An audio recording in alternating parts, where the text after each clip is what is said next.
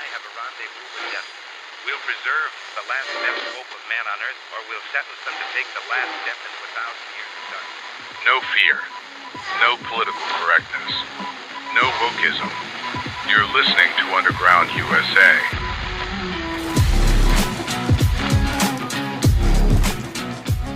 Thanks for downloading, listening, and sharing. My name is Frank Salvato, and you can find everything we do at undergroundusa.com.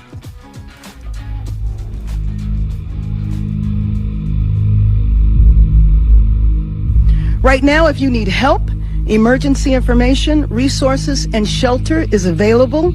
All of this can be found at URL. We ran out of water in the first tank about 4:45 p.m. yesterday.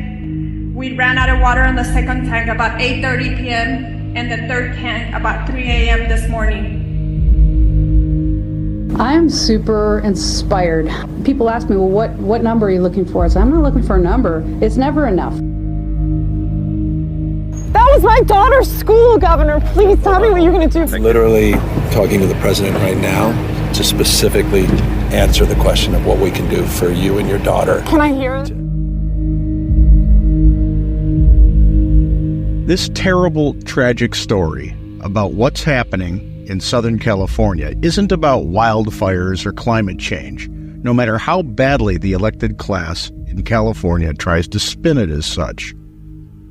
Wildfires have been a part of everyday life in Los Angeles since it was created, and climate change didn't cause the explosion in the size of the wildfire. But blame for the utter devastation has a home.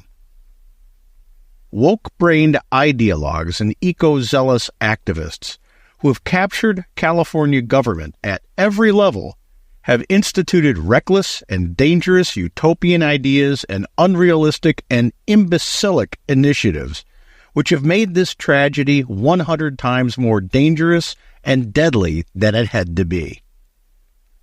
Wildfires in California are nothing new. No one should have been surprised about a wildfire in Southern California. No one should have been caught unprepared for the annual arrival of the Santa Ana winds. What's happening in California right now was bound to happen sooner or later. However, the inability of California's state and local governments to mitigate the emergency has caused this natural disaster to become an unnatural disaster propagated by inferior intellect at the hands of social engineers of a dysfunctional ideology. Traditionally, or until the woke mob assumed the throne, a large portion of California's state, county, and city budgets were allocated to reasonable amounts of fire prevention, water management, and forest maintenance. But since the invasion of the woke, fire prevention budgets have been slashed, water management doesn't exist, and forest maintenance is considered a crime. At a time when a large portion of the budgets should have been devoted to securing the safety of the citizens of California by evolving fire prevention abilities, hiring more firemen and training them for wildfires, and solving the decades-old water crisis, the exact opposite has taken place. Over 2,000 homes have been burnt to the ground so far. Let that number sink in. It'll take decades to rebuild all that was lost if, in fact, the people who lost their homes are allowed to get permits to do so for all the bureaucratic bullshit people have to go through in California. So the overarching question for the moment is this: why did it happen? Los Angeles elected a radically extreme neo-Marxist activist as its mayor, Karen Bass. She is woke in a devout way, fully invested in the DEI culture that manufactures the equity of outcomes instead of the equality of opportunity. Bass cut the fire department's budget by $17.6 million in deference to the institution of DEI programs and their accompanying taxpayer-funded administrative salaries. At the same time, Bass's budget found money for housing, educating, and health care needs for millions of illegal immigrants and the homeless. By the way, with full knowledge that a massive wind event was to bear down on Los Angeles and its surrounding area, Bass went to Africa to celebrate the inauguration of Ghana's president. Why would attending such an event serve the people of Los Angeles? Then we have the DEI hires who are the fire chief of Los Angeles, Kristen Crowley, an LGBTQ plus community member, devoted to DEI and damn proud of it according to her official department bio, and her deputy chief, Christine Larson, also of the LGBTQ plus community. Larson heads up the department's DEI bureau. Both have publicly bragged about their devotion to ridding the Los Angeles Fire Department of old-school white guys and hiring for diversity. In fact, Crowley said this: I'm super inspired. She took time out of her already busy schedule to tell us about her vision for the department's future, one that includes a 3-year strategic plan to increase diversity. People ask me, well, what number are you looking for? I said, I'm not looking for a number. It's never enough. Out of 3,300 city firefighters, only 115 are women right now. She's already looking at ways to change that. She's quick to point out that doing so has a greater purpose, attracting the best and brightest for the job. They feel included, they feel valued, and they feel part of a cohesive team. The chief also checks another box when it comes to inclusivity and diversity at this department. She's a proud member of the LGBTQ community. That just kind of opens the door of people that thought, wow, I didn't even know that was an opportunity for me. Honestly, if your house is on fire and you're trapped, do you give a damn who the person coming to rescue you is sleeping with? It's inconsequential to the job at hand and the position.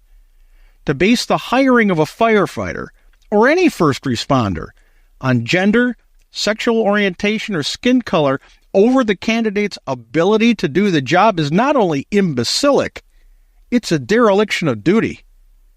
But this is illustrative of the whole of governments, with very few exceptions, in the state of California.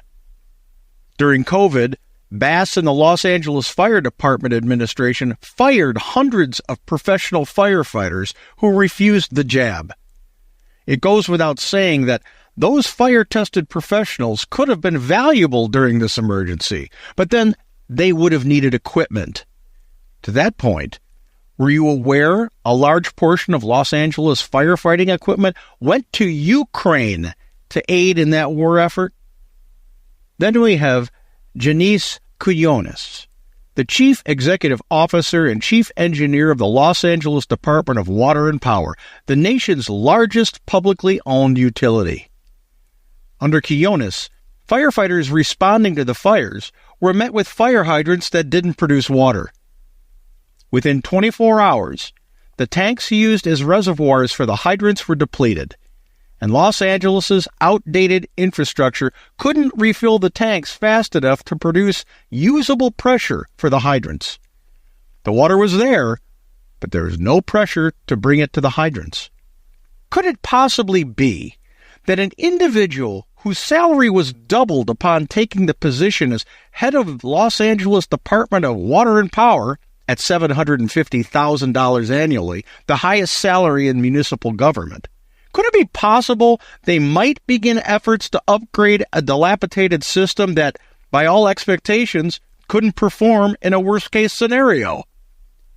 Then we come to the eco-zealots of Southern California's radically insane environmentalist community.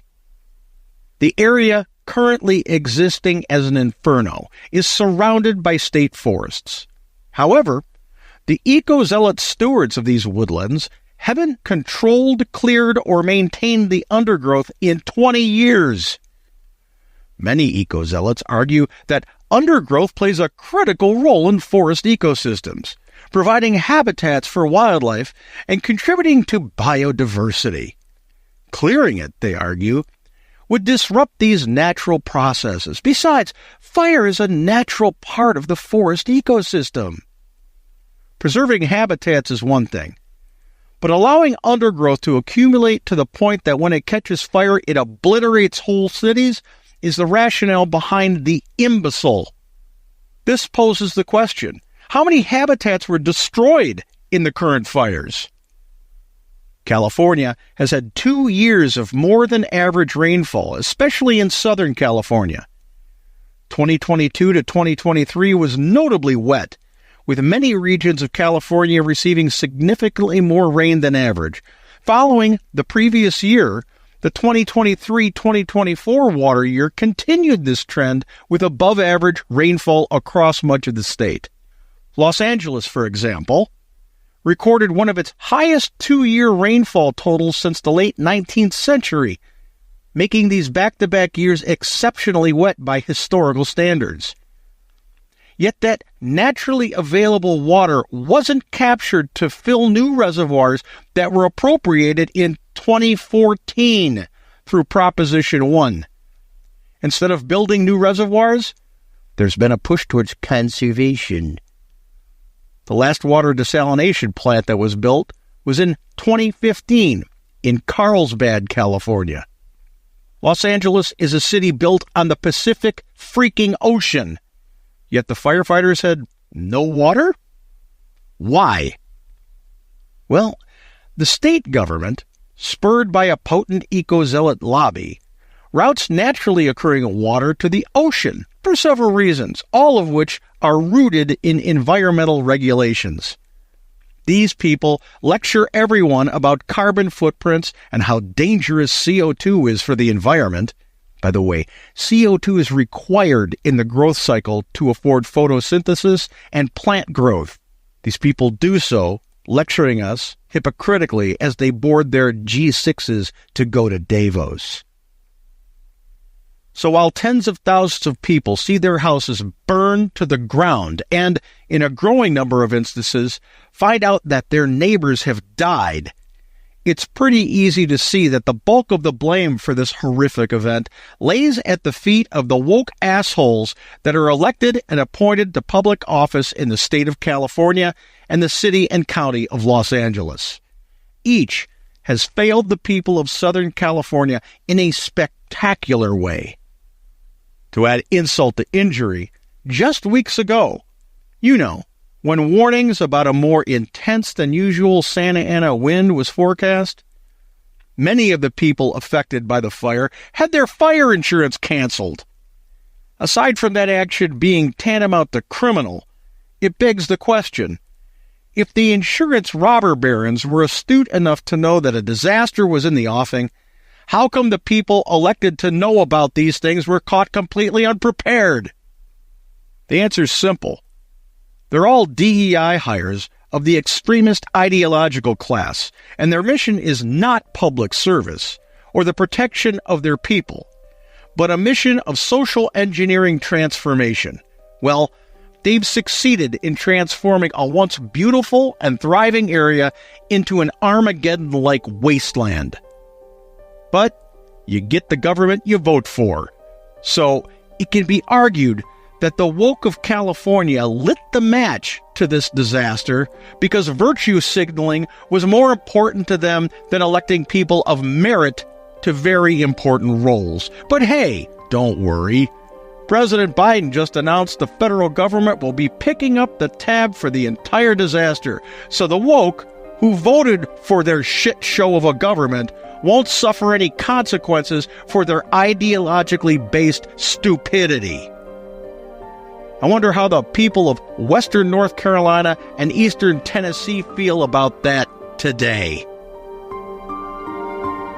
When we come back, our segment on America's Third Watch broadcast nationally on our flagship station WGUL AM 930 and FM 93.7 out of Tampa, Florida.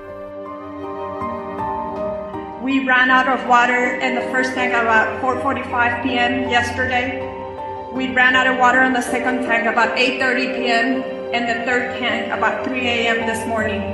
That was my daughter's school, Governor. Please tell me what you're going to do. I'm literally talking to the president right now to specifically answer the question of what we can do for you and your daughter. Can I hear it? Can I hear your call? Because I don't believe it. I'm sorry. There's literally, I've tried 5 times. That's why I'm walking around to make the call. Why is the president not taking your call? Because it's not going through. So Why? I have to get self-service.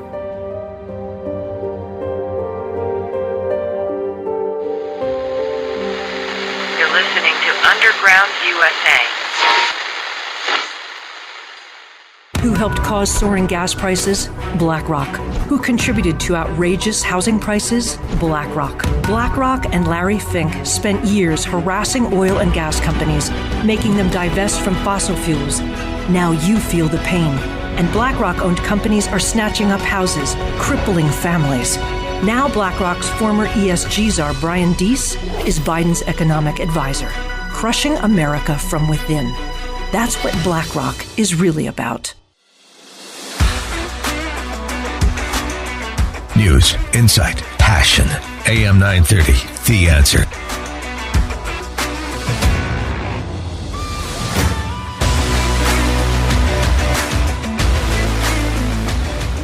Well, you know, Frank, of course, I know you've been watching everything that's been unfolding in Los Angeles. And as a retired firefighter, I've been waiting to get your perspective on everything that's been happening. It's a feces show. You know, first off, my heart goes out to the guys who were on the line out there, the firefighters and the first responders and the police officers who are doing their best to do what they can do without the ultimate weapon the firefighter has, which is water. Yeah. I don't envy their position, and they're doing the best they can. But other than that, this was entirely preventable. And the people that did not have things in place for this season that regularly comes to Southern California are to blame. And they need to be held accountable, no matter how hard they try to spin things or ignore it. And that's what I'm seeing come out of people like Karen Bass and the fire chief and the deputy fire chief and Gavin Newsom. It's all this deflecting because I'm busy handling this disaster. Now's not the time. Before was the time. Mm-hmm. And any frontline firefighter would tell you, if you're not pre-planning, then you're not doing any kind of prevention. And when your elected official cuts your budget by $17.6 million and is on the record along with the deputy chief in saying, we're going to get rid of this all-white boy fire department and create diversity, and that's job one, they never should have been hired. Yeah. Yeah. I mean, it really, you know, it's as if, Frank, they kind of been sailing along, you know, real disaster hasn't really struck in the grand sense. And they thought that, well, we can just use this time to advance our agenda. But now it is literally exploded and right, you know, it's just blown everything up. It's terrible. We say this every time we speak, but it's true. Government isn't ideology. Government is supposed to be about serving the people. And this is a dramatic and extreme example of how ideology as government not only kills people, but ruins lives.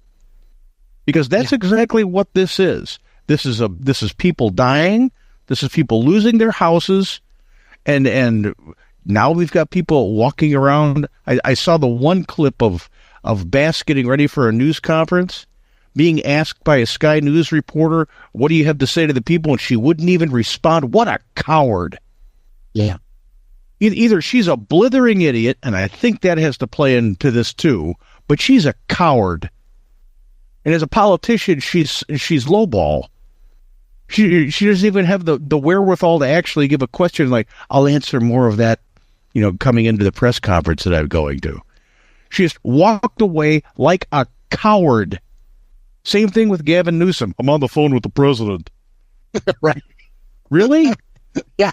I don't even buy that for a second. No, neither do I. It's a Kamala Harris move. Right. Remember when they would ask Kamala Harris a question, she's on the phone? Yeah. That's just, yeah. I mean, I know we're laughing about it. It's a horribly, terrible situation. But what we are laughing at is the absurdity to which these politicians will continue to act the way that they act. I mean, it's unconscionable. They think they're going to get away with it. Let me ask you, quizzle me this, Batman. Karen Bass, What was her official stance when George W. Bush, wasn't immediately down in New Orleans for Katrina? Immediately. I mean, right now, he took, 24 hours to get into an airplane? To fly over and look at the devastation because he couldn't land? Oh my God, all he did was fly over. He didn't get down there immediately. What the hell? You were in Ghana for no good reason. Nothing in Ghana is going to change anything in L.A., so you can't even tell me it was a trip that would better the city. She was sent as an envoy by Joe Biden because Biden, what are we going to do? We got to send someone to Ghana? Why don't you send the mayor of L.A.? She's an idiot. I know. It's the one thing out of this, though, and the right now the emergency, the tragedy is unfolding, but one of the things that could come out of this is maybe, exposing even further the incompetence and, yes, the idiocy of these elected officials. This is one of those times that can be what used to be called a teachable moment, but it's time to get the people of Los Angeles and of California on the record. Do you believe this is good government? Is this what you voted for? Why do you keep voting for these idiots? Yeah. They need to answer the questions because ultimately you get the government you deserve. Yep, that's exactly right. Kind of finishing up on the fire issues here, it is absolutely unbelievable. I mean, we've seen this level. The level of devastation that we're seeing is just unbelievable. But again, we got the elected official issues, and we've got, of course, the DEI issues. But also, it would seem to me, Frank, that if California is really serious about, quote, climate change, like this is what's really driving all of this, why it's so dry and all this kind of stuff, why aren't there any other practical things that they're doing except telling people they can't have a gas stove? I mean, what about like clearing away brush or doing these kinds of large scale things that might make a difference? Great question. And anybody who believes this is happening because of climate change is beyond stupid. Every year for, I don't know, as long as the Earth has been, as long as North America has been, the Santa Ana winds come. That's just the way it is. They're predictable. If you live in Southern California, you know there's a fire season. Just like if you live in Chicago, you know it gets cold in January. So you prepare for it. And common sense, just blatant common sense dictates that you don't keep tinder around when you have Santa Ana winds coming in. So when you have an environmentalist lobby, and I don't like to call them environmentalists, they're eco-zealots, because true environmentalism is stewardship of what we have. Right. And that would be to cut the underbrush and to make sure the fallen trees were dealt with so we don't see the devastation that happened right here. True environmentalism is saving water so the planet can thrive instead of allowing it to flow into the Pacific Ocean to save a snail. How many animals and species were obliterated just in Palisades alone by the fire because we had to save the snail? Right. Or the little fish. Yeah, exactly. Yeah, it's stupidity. Climate change did not cause this. What caused this was a lack of planning and ideology that doesn't make sense. It doesn't work. This is proof positive that it doesn't work. Government's job one, only job, if you have to bring it down to one, is to secure the safety of the people that you serve. They have not done that. Mm-hmm. Well, Frank, it seems to me as we were talking on the other side of the break, the idea that this could facilitate some kind of change because of what we're seeing. But I was thinking about that as well. It is so ingrained in California, even if this, you got a lot of celebrities that are going to be really mad because their houses all burned to the ground. and they could be vocal about this, but to go and vote Republican is such an anathema to them again, because the ideology takes over. It's like, well, we'd much rather have our social whatever and all this ideological nonsense than even go a different direction and actually win with this kind of thing. Well, there's the larger point. Right now, do you think the fire cares if you're a Republican or a Democrat? Right. That's the bottom line. In a disaster, does it matter whether you're one way or does it matter more what letter you have after the end of your name, or that you're competent in doing your job? There are many competent Democrats that could have been elected mayor of Los Angeles, and many competent Democrats that could have been in the position to make sure that the water was supposed to be there. Many competent Democrats that could have been governor of the state of California. But they're not, they haven't been elected because the people of California don't want to take 50 freaking minutes to figure out who you're voting for. All they do is believe what they hear on social media, believe what they hear in the news media, and say, that's got to be the person because Orange Man bad. Well, knock it off. It just killed people and burnt your house down to think that way. Karen Bass, people of Los Angeles should be embarrassed, angry that their houses are gone, but embarrassed that they elected such an imbecile to a level of responsibility like that.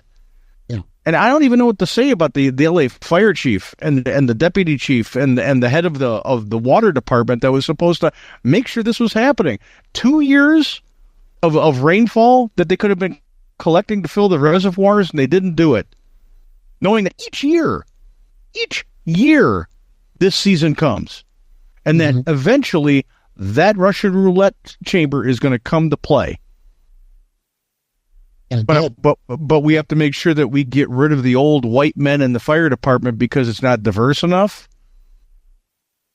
That blatant racism has to stop, because that's what it is, and people need to call it what it is. If you're hiring because of the color of someone's skin, or electing someone because of the color of someone's skin, or doing anything because of the color of someone's skin, you're a racist. So you want it to end? Stop it. And all I see it happening, it only happens on the left. I don't see it happening on the right side of the aisle ever these days. Ever. Yep. No, you're exactly right. And somehow it's almost as if they're peddling, quote, good racism. As you mentioned, we're going to get rid of the old white boy club here. And that in and of itself is racism, but they would peddle that as, see, we're balancing it all out.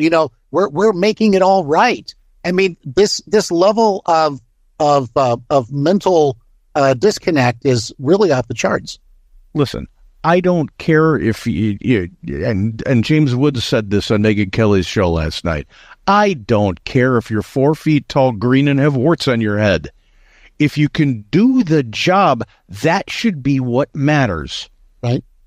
You don't change the rules so people who don't have the ability to execute the job get the job. That's just stupid. It's stupid, especially in the firefighting industry. Okay, well, we've got 800 women that we added last year. They're all 100 pounds, and they all can't lift 25 pounds, but they're firefighters, and they're women, and we've succeeded in our goal. I don't care. I know a lot of women firefighters, and some of them are even better than some of the guys that I knew. But they earned their place on the rig. They didn't get placed there because of their gender. So stop with the gender stuff. Stop with the sexual orientation stuff. Do you care who someone's sleeping with if they're coming up a ladder to rescue you from a burning building? Of course not. Yeah. No. Exactly. Only an imbecile would. So stop electing people who make that a priority. And like I said, gotta hold the feet to the fire of the voters in California who keep voting these morons in. This is what you get. You voted for these people. And in a crisis, this is how they performed for you. Your house burnt down and your neighbor died. And how bad does the left want to make sure that this goes away? Joe Biden just announced that the federal government will pay the entire tab for this catastrophe. How do you think the people in North Carolina feel? No kidding. And then just to foot the bill from all over the country. Yeah, I mean, this is, and by the way, Joe Biden announced the good news was he's a great-grandfather. Screw him. I'm serious. Screw him. Inappropriate, and he should shut up and sit down. If he's not going to be president full-time, then sit down. Yep. And I'm not saying the people of North Carolina don't deserve to have the tab picked up, but I don't. You want to tell me that Ben Affleck and Alyssa Milano are going to apply for $750 for FEMA? Right. Because their house is burnt down? Give me a break. Yeah. Yeah, you said it. Well, very well said.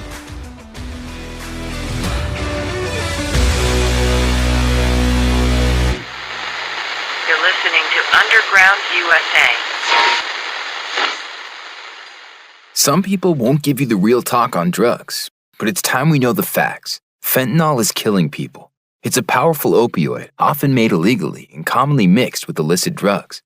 It can even be pressed into counterfeit pills that resemble prescription medications. Just 2 milligrams, about the size of a few grains of sand, can potentially be lethal. This isn't an ad to scare you, but it is an ad to make you think twice. Get the facts. Go to realdealonfentanyl.com.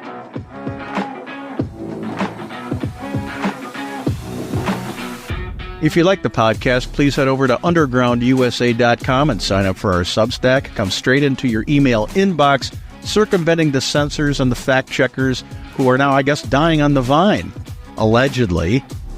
And please, if you can, support our efforts. You could do so by subscribing, and that costs less than a cup of coffee at Starbucks once a month. We're better for you than Starbucks, too, all the way around. And remember to talk politics, current events, and religion with your family, friends, colleagues, and acquaintances. When we have these conversations, we realize we've got more in common than we do in difference.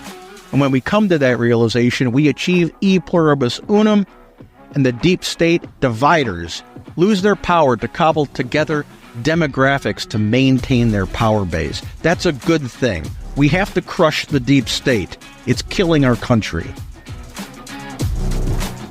You're listening to Underground USA. My name is Frank Salvato. No fear, no wokeism, no political correctness.